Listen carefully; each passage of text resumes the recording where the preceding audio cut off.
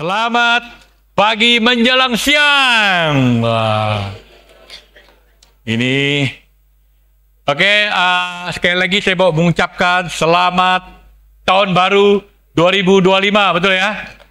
Karena tadi pagi banyak orang mengucapkan masih tahun baru. Maklum baru 2 minggu. Ya, tapi kita bersyukur, betul ya? Tuhan selalu memberi kita tahun yang baru. Itu artinya kita selalu bisa memulai sesuatu yang baru. Wah, itu enaknya. Dan saya mau ngajak kita tahun 2025 ini, mari kita mulai dengan perjalanan iman kita yang baru. Amin.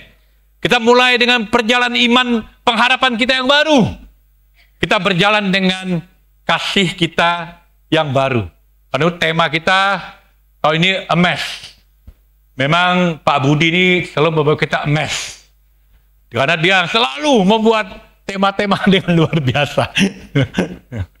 Dan tema mulai kita ini adalah burning heart. Ya, hati yang berkobar-kobar, ya, seperti ayat tema kita dibilang, kata mereka seorang kepada yang lain, bukankah hati kita berkobar-kobar ketika ia berbicara dengan kita di tengah jalan dan ketika ia menerangkan kitab suci kepada kita. Tapi sebelumnya mari kita tundukkan kepala dan kita berdoa. Tuhan Bapa di surga, terima kasih untuk pagi menjelang siang ini Tuhan. Kami mau bersyukur senantiasa kepada Engkau Tuhan, karena kalau kami boleh hadir di sini, itu karena Engkau.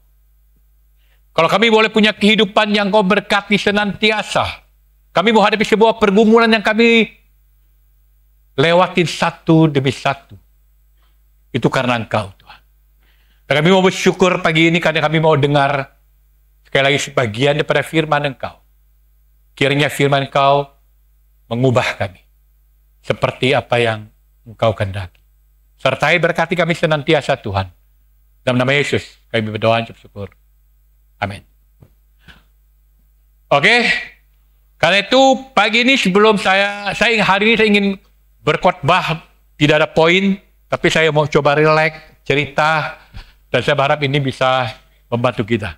Tapi sebelumnya saya mau mulai dengan sebuah pertanyaan.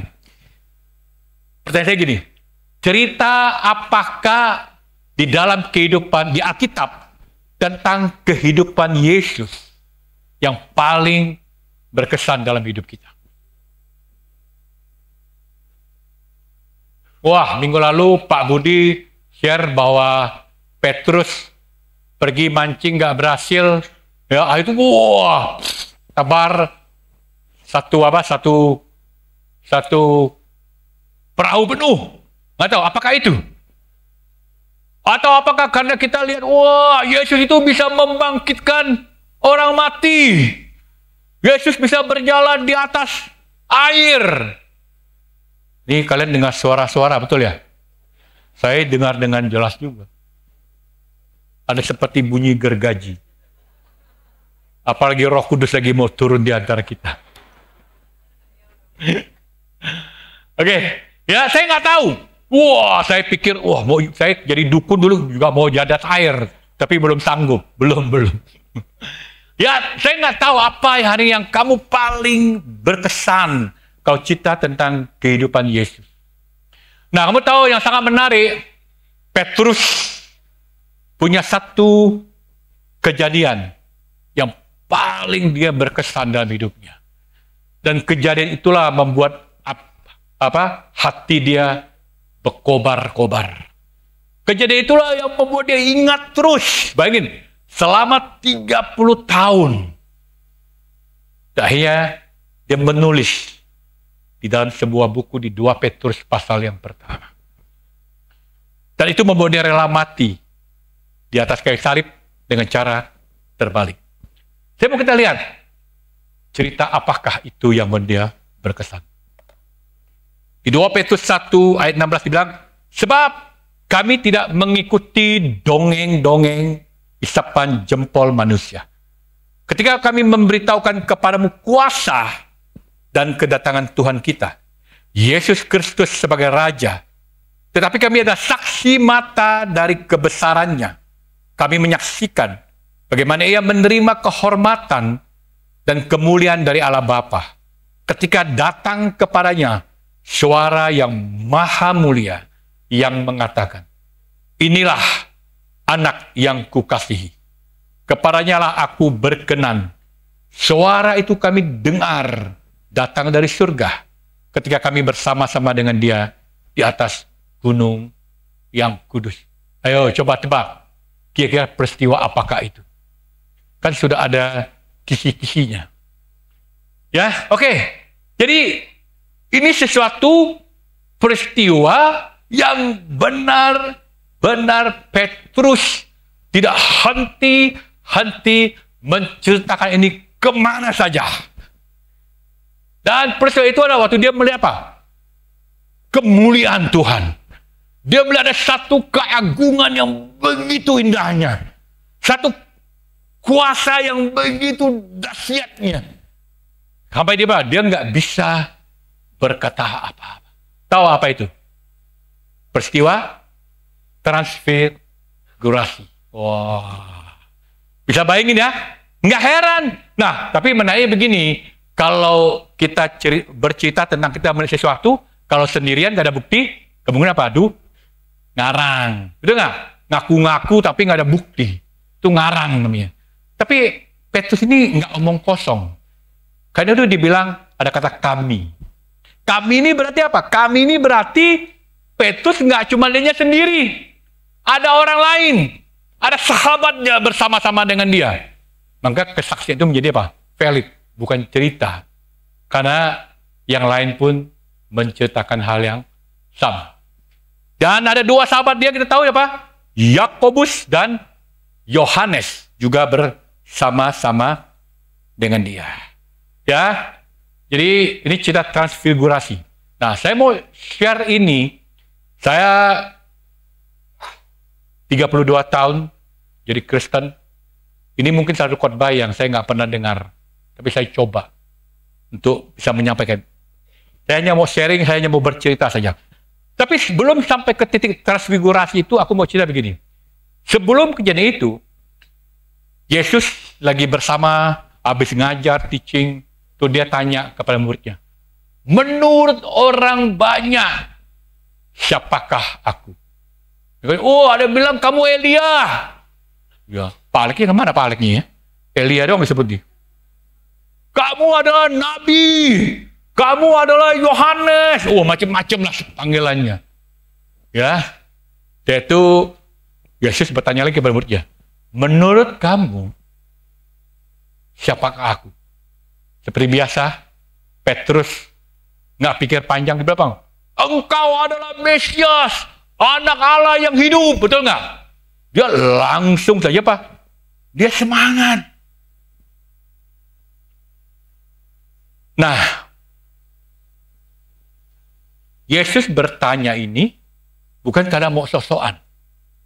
Yesus bertanya ini karena dia ingin tahu penggemarnya, fansnya, pengikutnya, ngerti nggak, tahu nggak siapa dia sesungguhnya. Yesus ingin tahu bahwa muridnya harus ngerti identitas Yesus yang sebenarnya. Pagi ini, kalau Yesus datang di tengah-tengah kita dan tanya, menurut kamu, siapakah aku? Kira-kira jawaban kita apa hari ini? Betul nggak Yesus itu adalah di atas hidup kamu?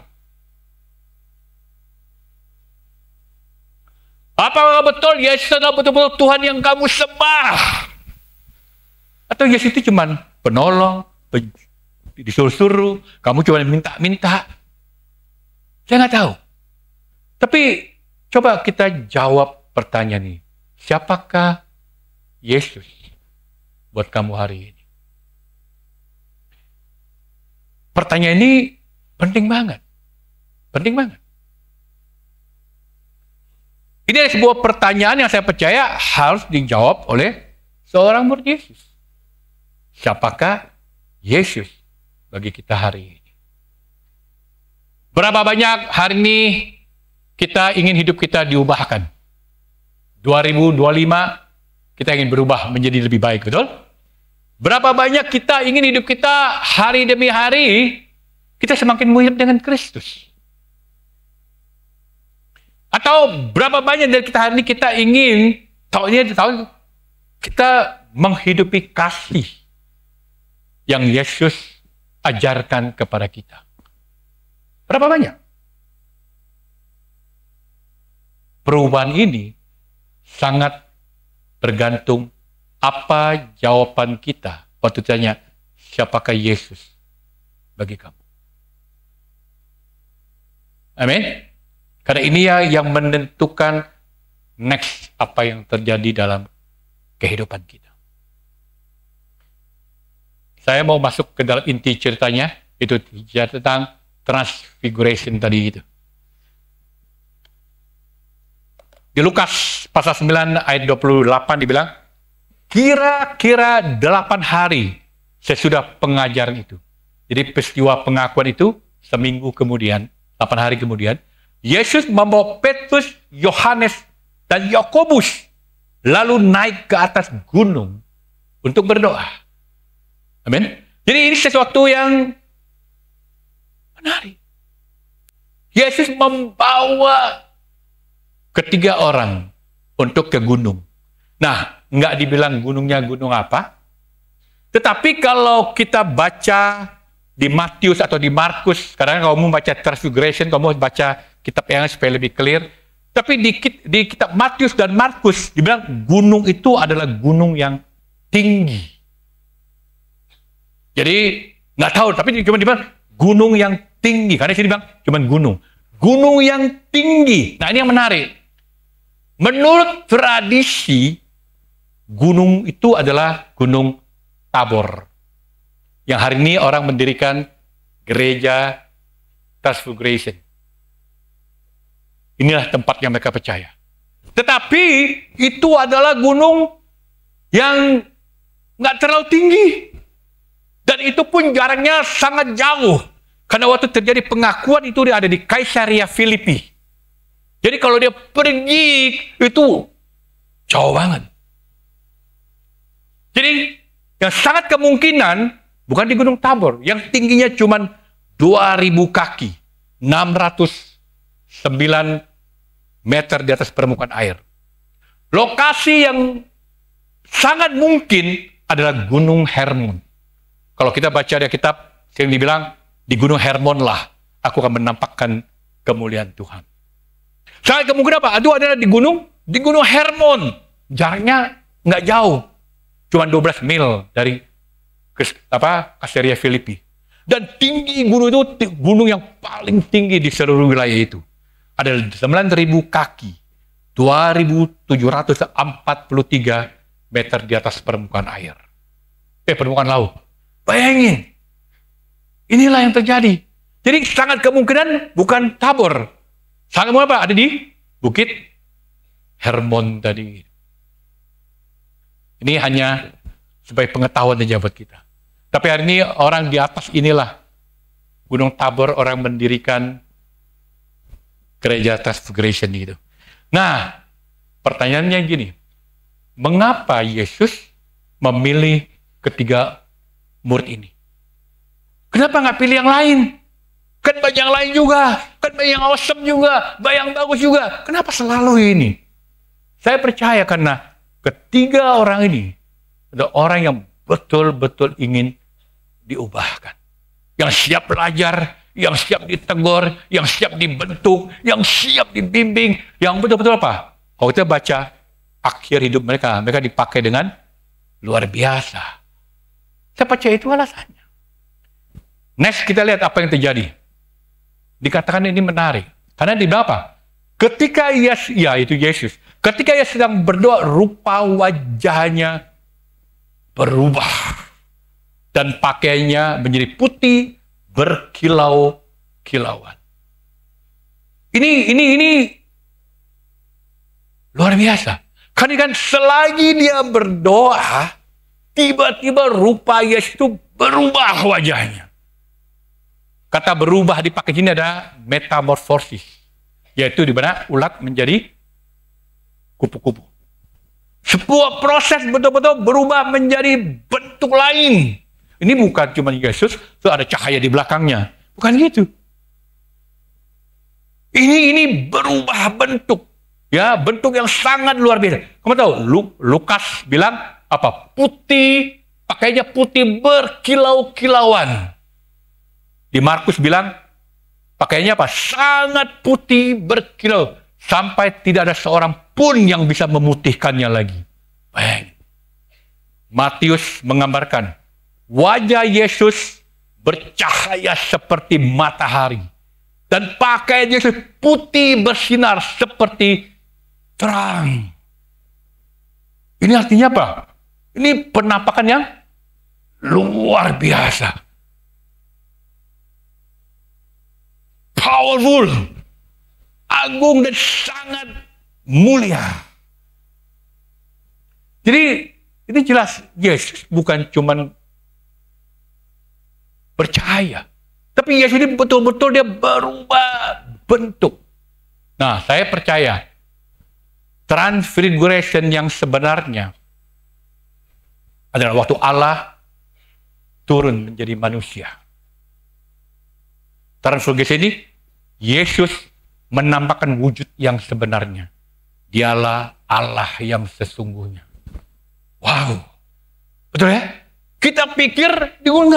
Saya yakin waktu dia turun inkarnasi itulah transfigurasi. Dari Allah menjadi manusia. Sekarang dia menampakkan wujudnya yang sesungguh-sungguhnya. Penuh dengan kemuliaan yang sangat luar biasa.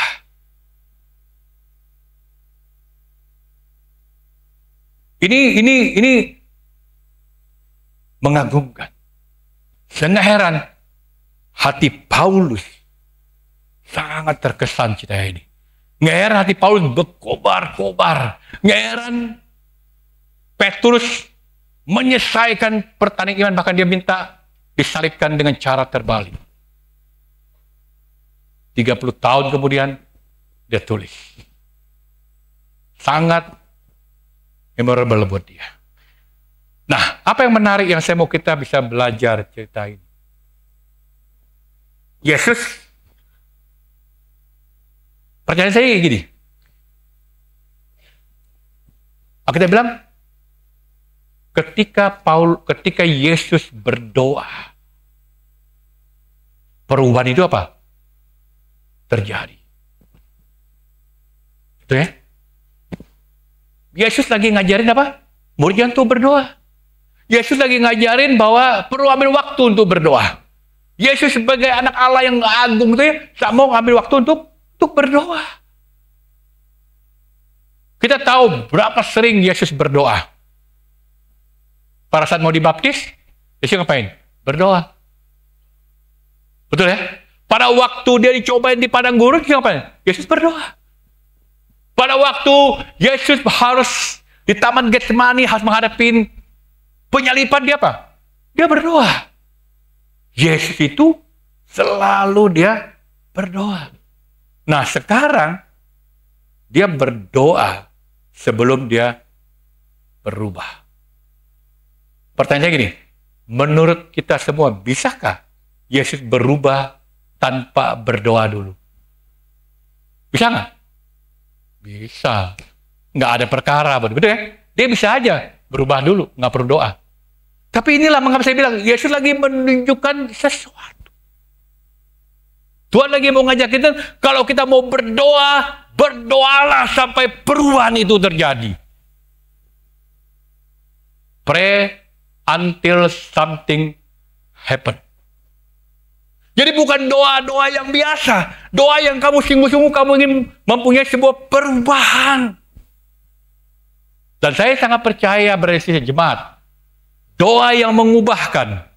Ada doa yang kita benar-benar ingin punya hubungan yang benar dengan Tuhan.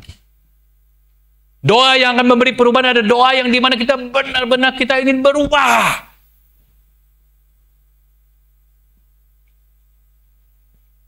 Coba tanya, kapan terakhir kita berdoa Di mana kita ingin benar-benar ingin punya hubungan yang dalam dengan Tuhan. Kapan terakhir kita berdoa untuk benar-benar bahwa kita ingin berubah. Kita menjadi orang yang berbeda. 2025 sepanjang tahun ini saya mau menantang kita. Mari kita berdoa karena kita ingin punya hubungan yang dalam dengan Tuhan. Bukan cuma ngomong-ngomong doang. Kita mau berdoa sampai sesuatu mengubahkan segala-galanya.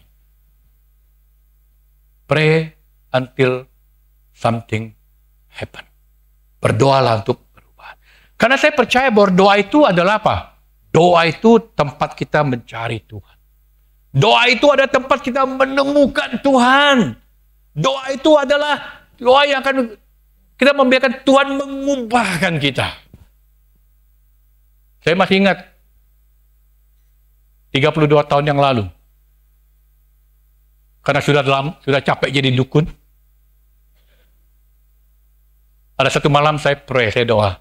Ini benar cerita ini. Saya doa, saya matikan lampu. Saya doa, saya bilang, Tuhan, saya mau hidup benar. Capek. Udah. Saya masih ingat, saya bilang, Tuhan, saya mau ke gereja, saya nggak tahu yang mana. Tapi boleh nggak Tuhan, saya mau berdoa, temukan saya satu jemaat di mana orang-orangnya mau sungguh-sungguh melakukan firman Tuhan. Mau tahu? Seminggu kemudian saya berdoa, satu hari saya ketemu teman saya. Ini saya dulu tinggal di Jakarta, terus saya pindah ke Surabaya. Kalau nggak pindah Surabaya, nggak ketemu istri saya yang luar biasa dong. Cantik, pinter. Nah itu susah itu. Cantik, pintar, murah hati, apa lagi?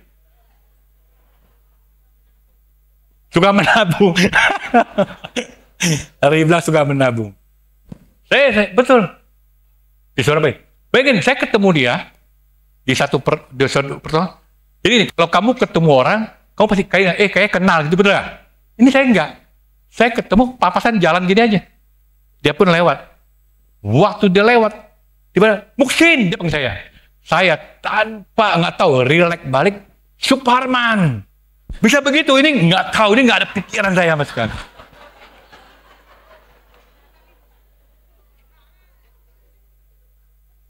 Bukan, ini Suparman kalau di Indonesia, sana di Superman, di Amerika.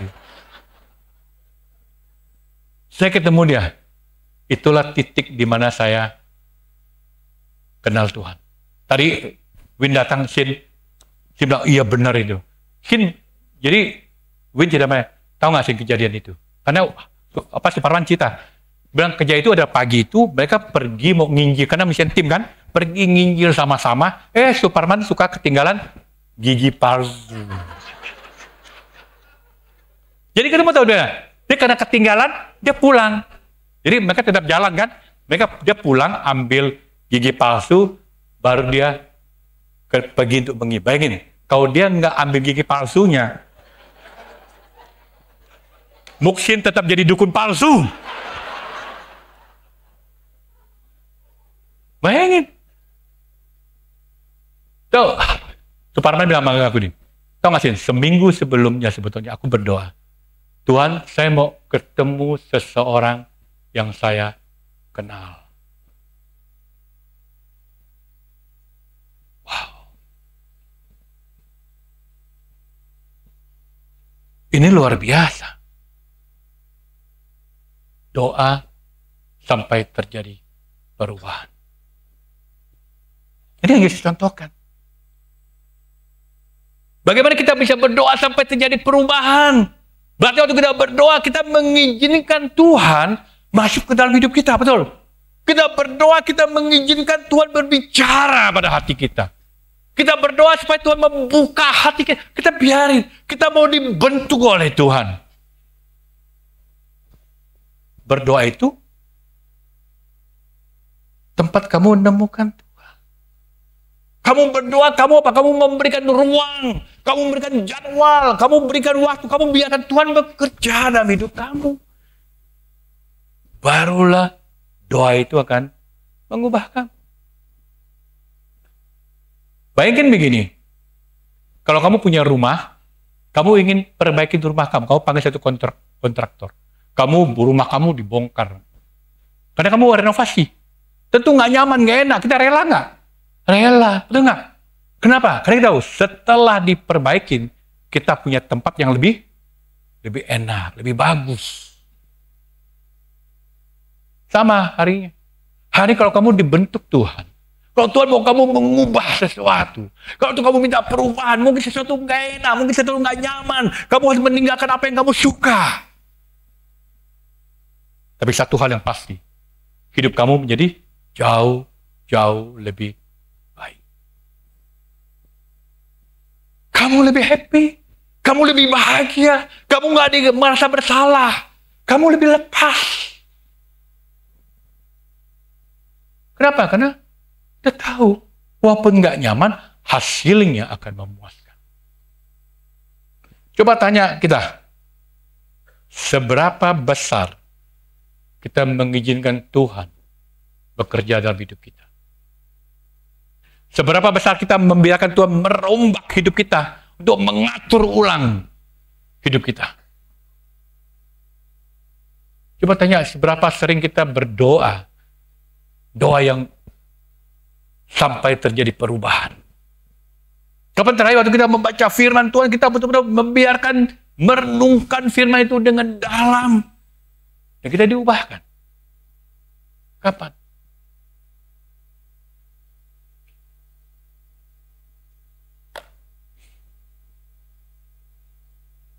Dia bilang gini, I do not pray to change God, but I pray because it changed me. Saya tidak berdoa untuk mengubah Tuhan, tetapi saya berdoa karena doa itu mengubahkan saya. Ini luar biasa. Kamu ingat kalau cerita di Kisah Para Rasul, waktu Petrus dianiaya, ditangkap karena penganiayaan itu memberitakan Injil, Petrus doa apa? Petrus nggak bilang, Tuhan berdoa supaya tidak ada penganiayaan. Enggak. Petrus bilang, Tuhan, saya mau berdoa supaya saya semakin diberi keberanian. Doa itu bukan mengubah orang Tuhan, mengubah diri kita. Kapan terakhir kamu berdoa, doa itu mengubahkan hati? Nggak bisa kita, doa Tuhan, saya mau orang itu bisa mengasihi saya. Ya kamu nggak bisa mengasihi, gimana? Nggak bisa. Tuhan, saya mau orang itu mengampuni, nggak bisa. Kan kamu doa apa? Tuhan, saya mau jadi orang yang bisa mengampuni, walaupun dia tidak mengampuni. Kamu pergi ngampunin. Bukan kamu doa tiba-tiba orang itu datang say hi, enggak. You yang mulai. Betul ya? Ini sesuatu yang luar biasa. Doa yang mengubahkan itu. Kamu yang berubah. Saya bilang sama Lili sebulan 2 bulan ini, saya banyak pikiran. Saya nggak tahu, mungkin karena andropos 60 tahun. Pikiran banyak, beban. Saya pray, tapi ada bagian yang saya nggak doakan. Kamu tahu, saya beban banget. Sampai satu malam saya bangun, saya doa. Tahu apa saya doa? Saya bukan doa Tuhan mengubahkan keadaan itu. Tapi dia bilang, Tuhan, ubahkan hati saya. Kamu tahu apa yang terjadi? Menarik. Kejadian masih sama. Tapi hati saya sudah berubah cara melihat. Itu yang Tuhan mau. Doa itu bukan kamu mengubahkan Tuhan. Doa itu harus mengubahkan kamu. Amin? Artinya apa? Kita harus berdoa sampai itu mengubahkan kita. Ini lucu.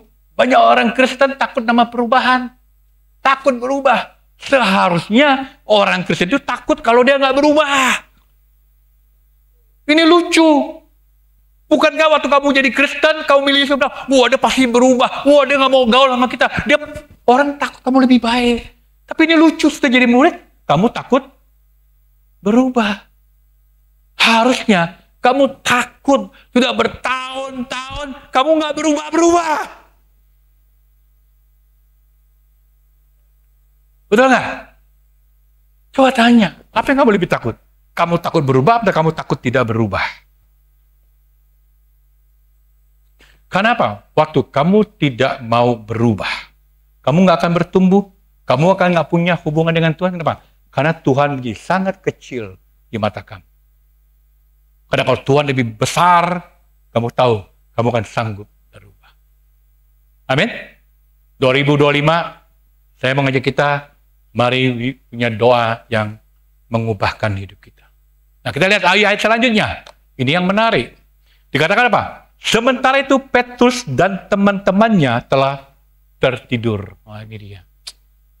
Ini memang tukang tidur dia ya. Ada sini kita tukang tidur. Dan ketika mereka terbangun, mereka melihat Yesus dalam kemuliaannya. Dan kedua orang yang berdiri di dekat, dan kedua orang yang berdiri dekatnya itu. Jadi ini menarik. Bagaimana bisa kamu diajak naik gunung yang tinggi, pandangan yang hebat, udah kamu tidur. Ini bukan tidur yang pertama loh. Masih ingat di Taman Getsemani itu lagi stres, boleh lah ya. Waduh, Tuhannya mau diambil, dia stres, capek, tidur lah. Ini happy pun tidur.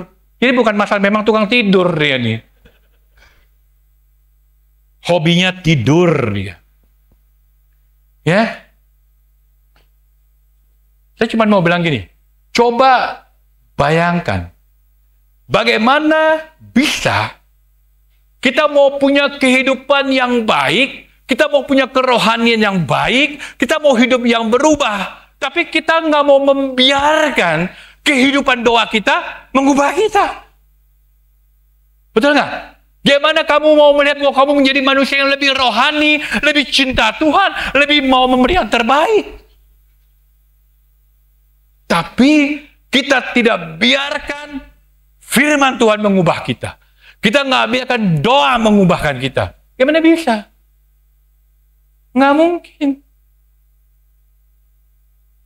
Amin. Coba tanya, kapan terakhir kamu berdoa? Doa yang mengubahkan hidup kamu. Jadi bayangkan.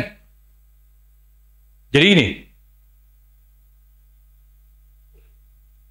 Waktu Yesus terjadi perubahan, saat apa? Mereka tertidur. Dia lihat, tapi nggak lihat. Karena sempat tertidur kan? Di bawah. Berarti nggak lihat sepenuhnya. Bayangkan kalau kamu tertidur, kamu nggak akan bisa lihat kemuliaan Tuhan.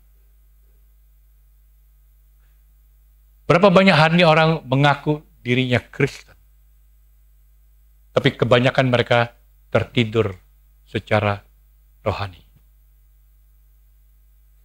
Berapa banyak orang, kelihatannya sibuk melayani Tuhan, aktivitas banyak, tapi mereka tertidur secara rohani. 2024 mungkin banyak kita tertidur secara rohani. 2005, yuk kita bangun dari kerohanian kita, amin. Karena dengan kita bangun dari kerohanian kita akan melihat kemuliaan Tuhan yang luar biasa. Kenapa kita tertidur? Kita tertidur mungkin karena kita terlalu cinta akan dunia ini. Kita tertidur karena mungkin kita terlalu cinta dengan hobi kita. Kita tertidur mungkin karena kita sangat cinta dengan harta kita. Kita sangat cinta dengan cara hidup kita untuk memuaskan kita. Saya nggak tahu apa yang membuat kita tertidur secara rohani hari ini. Apa coba? Apa yang membuat kamu tertidur secara rohani? Kalau kamu tertidur, kamu nggak akan bisa mengagumkan Tuhan. Amin? Kita lihat berikutnya. Ayat 30 dibilang, dan tampaklah dua orang berbicara dengan dia, yaitu Musa dan Elia. Keduanya menampakkan diri dalam kemuliaan dan berbicara tentang tujuan kepergiannya yang digenapinya di Yerusalem. Lalu kita bertanya, kenapa Musa dan Elia? Kenapa enggak Abraham? Kenapa enggak Daud? Kenapa enggak Yosua? Kan di perjanjian lama banyak banget pahlawan-pahlawan iman yang hebat. Nabi-nabi yang luar biasa. Kenapa? Cuma pilih Musa dan Elia. Pernah kita sadar? Penting sekali Musa dan Elia bagi bangsa Israel. Musa itu yang memberikan hukum. Dia adalah wakil daripada hukum Taurat. Makanya kamu lihat, orang Farisi bilang, aku adalah pengikut Musa. Hukum Taurat. Dan Elia itu adalah seorang yang nggak pernah mati, dia terangkan. Dan dia mewakili apa? Para nabi. Jadi seluruh Alkitab itu mewakili hukum Taurat, nabi-nabi, itulah yang isi seluruh kitab suci.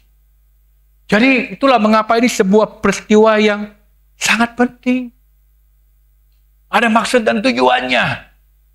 Nah, poin sampingannya, berarti kalau kita nanti meninggal, ternyata bisa saling kenal ya. Karena Musa dan Elia saling kenal. Nggak tahu, saya hanya ini aja ya. Nah, apa sih yang dibicarakan waktu mereka ketemu? Dibilang apa? Lagi bicara apa? Tentang kepergian Yesus di Yerusalem. Apa itu kepergian Yesus, Bapak? Lagi bicara tentang penderitaan, tentang kematian Tuhan, tentang penyalipan, tentang penebusan dosa untuk nyelamatin. Baik. Kita lihat ya.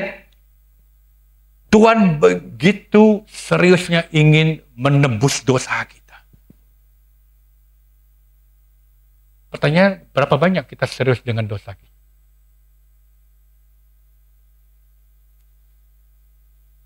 Berapa banyak kita melihat dosa ini sesuatu yang bisa menghalangi kita? Atau ini kapan terakhir kita mengaku dosa? Kita mengaku dosa karena ketahuan? Kita mengaku dosa karena kenapa? Karena merasakan akibat langsung? Atau kamu tahu ada sesuatu yang saya ingin hidup benar di hadapan Tuhan.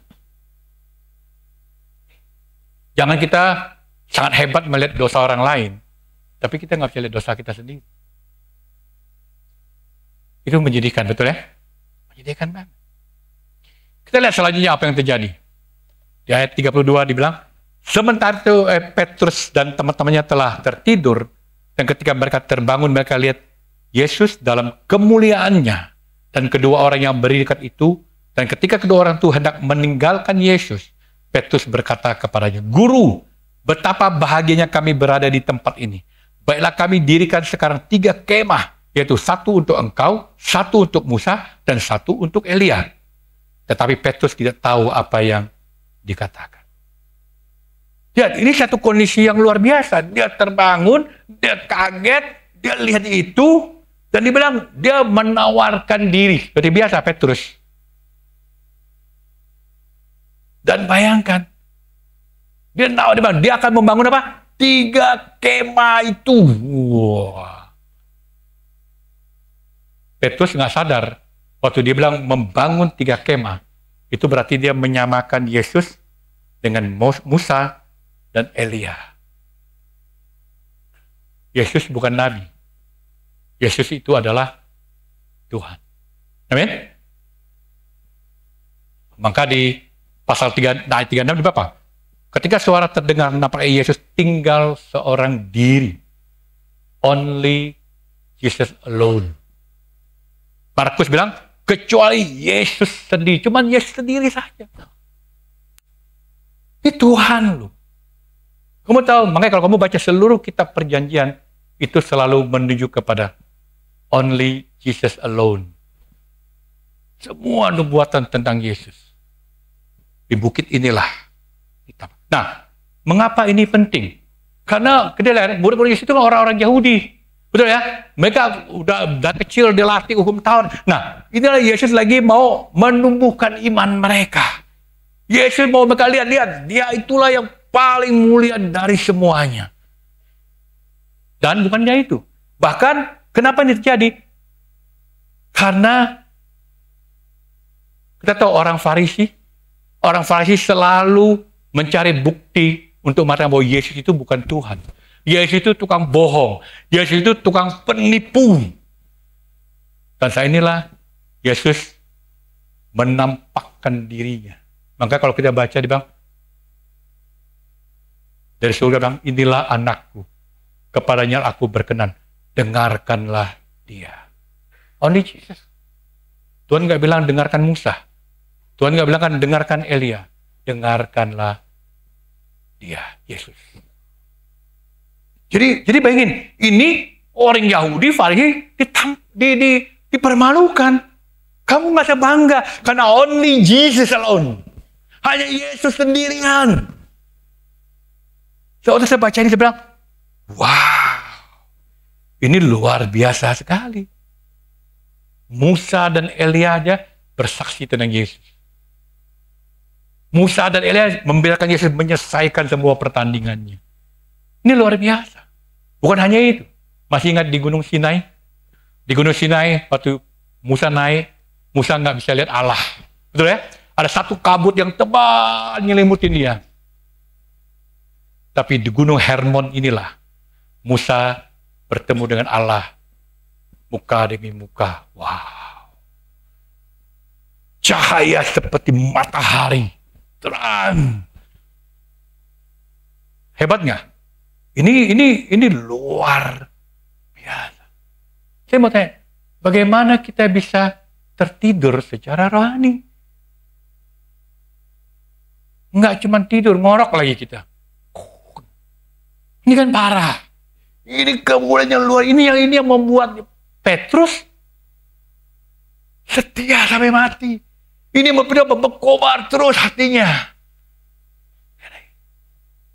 Ya, kita lihat lagi selanjutnya. Ayat 34. Bilang, sementara ia berkata, Petrus lagi ngomong nih, belum selesai. Datanglah awan menaungin mereka, dan ketika mereka masuk ke dalam awan itu, takutlah mereka. Maka terdengarlah suara dari awan itu yang berkata, inilah anakku yang kupilih, dengarkanlah dia. Wah, Petrus lihat, wah ini awesome, saya lihat sebentar, saya mau buat abadi. Ada tiga. Maka dia buat gereja untuk mengenang. Tuhan nggak tertarik. Tuhan protes. Respon Tuhan apa? Dengan tegas. Dia menolak apa? Menolak idenya Petrus. Maka waktu Petrus ngomong, dia datang. Enggak. Inilah anak yang kupilih. Dengarkanlah dia. Dengarkanlah dia. Dengarkan Yesus. Dengarkan Tuhan. Bukan Musa. Bukan Elia. Only Jesus alone. Bayangin, ini artinya apa? Ini kita nggak boleh anggap enteng. Kita nggak boleh mengabaikannya. Karena kata mendengarkan Yesus, artinya apa? Kamu taat. Oke? Ini ngomong ketaatan yang apa? Harus dilakukan terus menerus. Ketaatan itu. Dan saya sangat percaya, jemaat, kehidupan seorang Kristen sangat bergantung dengan kata-kata ini. Dengarkanlah Tuhan. Dengarkanlah Yesus. Dengarkanlah dia.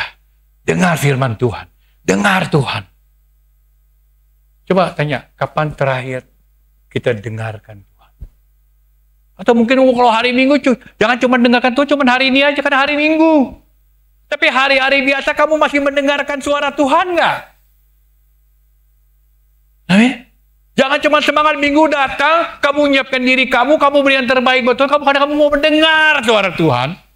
Tapi hari-hari dalam hidup kamu, yang kamu lagi hadapi, ada pergumulan, saya mau tanya, kamu masih mendengarkan nggak suara Tuhan?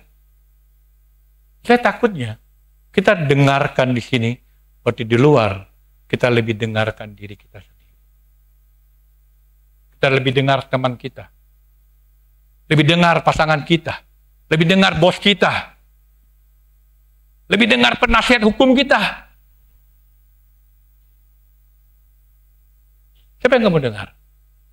Betul nggak Yesus yang kamu dengar. Bagi Tuhan, bagi Petrus, pertemuan itu luar biasa. Bagi Tuhan enggak. Pertemuan itu luar biasa bukan karena pertemuan itu. Pertemuan itu luar biasa karena Tuhan bilang, dengarkan suara Tuhan. Yang hebat itu bukan kita cari-cari penglihatan. Yang hebat itu bukan kita cari-cari pengalaman supaya kita punya pengalaman hebat, bukan. Yang hebat itu kalau kita apa? Mendengarkan suara Tuhan. Untuk apa? Wah, punya pengalaman rohani, wah, peliharaan, penampakan, semua macam. Tapi kamu nggak dengarkan suara Tuhan. Hidup kamu masih sama. Pergumulannya masih sama. Saya mau tanya pagi ini, kita datang gereja, apakah betul kita mau dengarkan suara Tuhan? Betul nggak itu? Jangan beri alasan untuk dengar suara Tuhan. Jangan bilang, wah selalu, saya sibuk hari ini, saya belum siap, saya belum waktunya, saya masih belum bisa, saya masih banyak ini, saya masih banyak itu. Jangan beri alasan. Tahu nggak, musuh yang paling besar seorang Kristen bukan gereja lain, bukan ajaran lain. Musuhnya siapa? Diri kita sendiri. Dan iblis tentu. Musuh kita adalah waktunya kita. Musuh kita adalah hobinya kita. Musuh kita adalah dosa kita. Musuh kita itu adalah kenyamanan kita. Musuh kita itu kita nggak rela meninggalkan hal-hal yang membuat kita menjadi lebih baik. Itulah musuh kita. Musuh kita adalah hal yang membuat kita mengalihkan perhatian kita daripada Yesus. Coba tanya, apa hari musuh kamu yang membuat kamu tidak bisa mendengar suara Tuhan?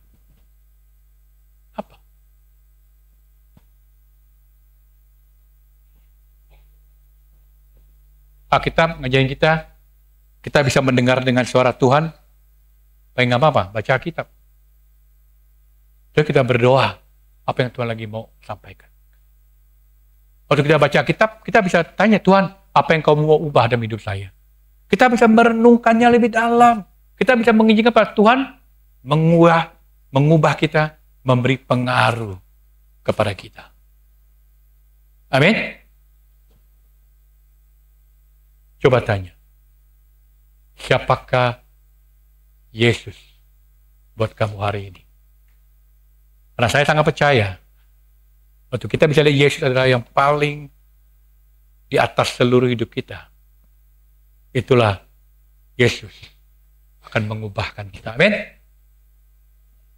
Dan inilah firman yang saya mau coba berbagi kepada kita 2025 ini. Mari,